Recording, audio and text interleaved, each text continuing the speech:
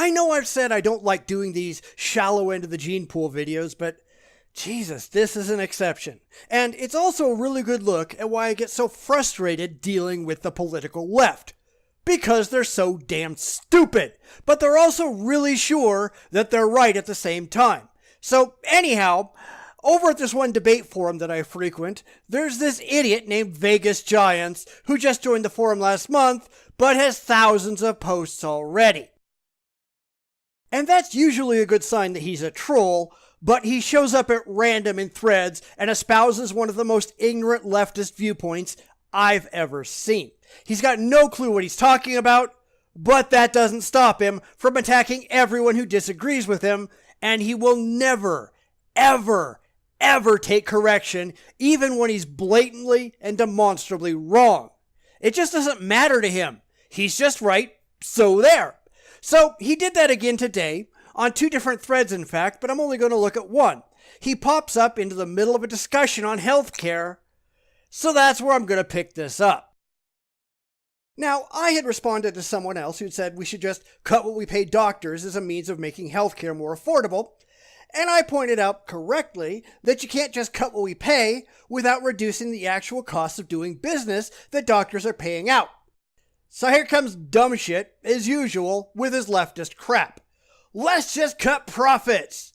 Sure, let's just do that. Of course, if you do that, you've got less of an impetus to become a doctor and go through all the years of schooling plus all the associated costs like malpractice insurance that cost you hundreds of thousands of dollars a year.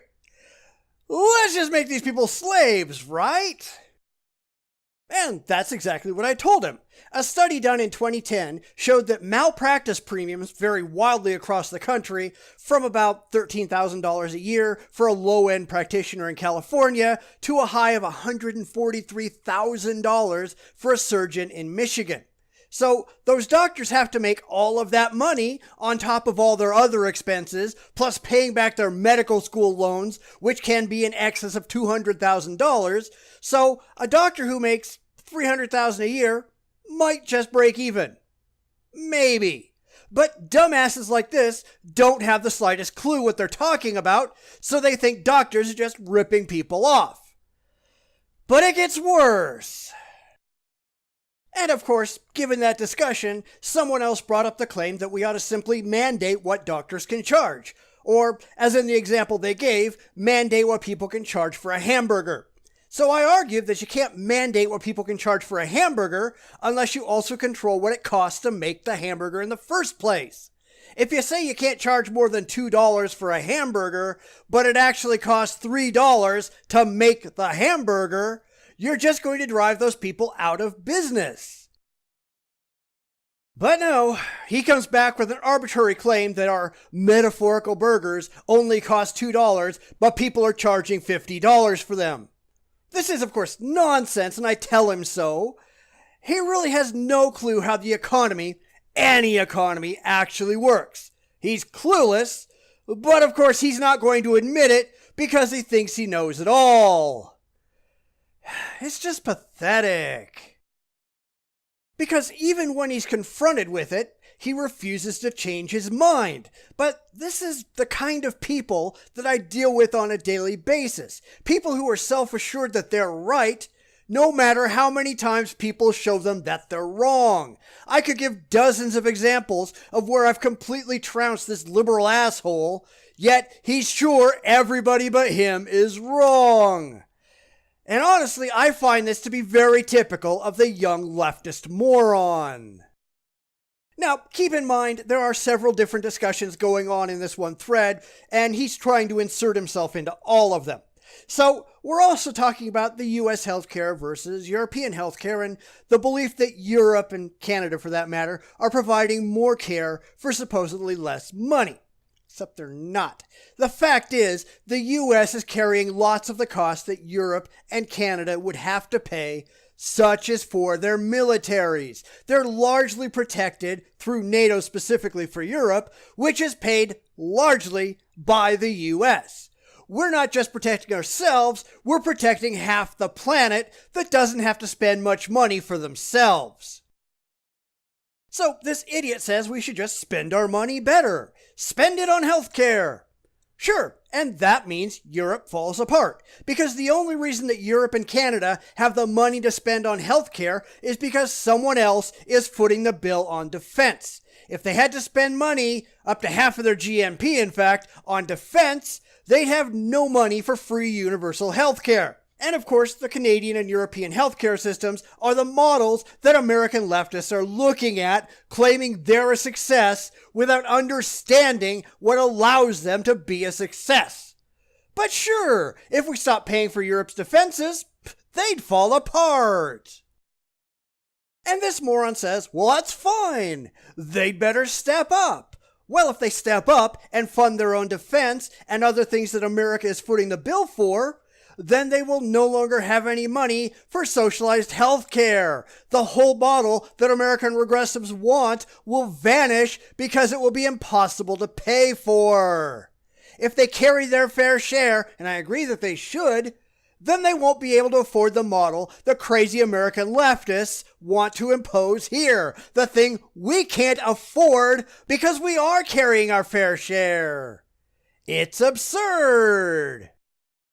But, of course, he insists on doubling down on his stupidity because, hey, nothing that happens elsewhere is our fault. If Europe falls apart, if Canada disintegrates into economic chaos, it's not our problem, even though the only reason anyone stateside thinks that socialized medicine is even workable is because of Europe and Canada. Reality simply does not impinge on this moron's minuscule mind. And I tried, really I did, to get this tiny bit of reality past this idiot's liberal filters. But it just doesn't work. He doesn't get it because he doesn't want to get it. He lives in a liberal fantasy world where reality has no place. He has no clue how the economy works, and he just doesn't care. He just wants to wave his liberal magic wand and poof, everything will be perfect. These people are idiots! So, in another discussion, someone was talking about medical costs, and this moron pops up again with, why is an aspirin $15 at the hospital? So, once I got done facepalming, because apparently this guy is serious, I had to step in and explain reality to him once again. And the fact is, hospitals don't get reimbursed the massive costs from Medicare from the government. The government repays very little of what they get billed by hospitals. They lose an estimated $35 billion every single year from government underpayment, and those costs have to go somewhere.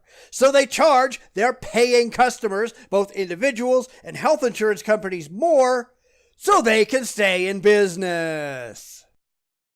Just because the government underpays them, and this goes back to what I was talking about before about reducing payments without reducing costs, the hospitals are still on the line for all the costs they had to incur in providing that treatment.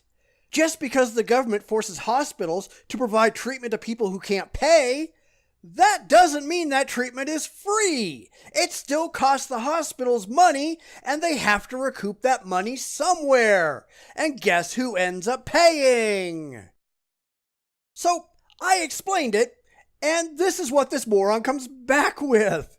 Does an aspirin at a hospital in Canada cost $15?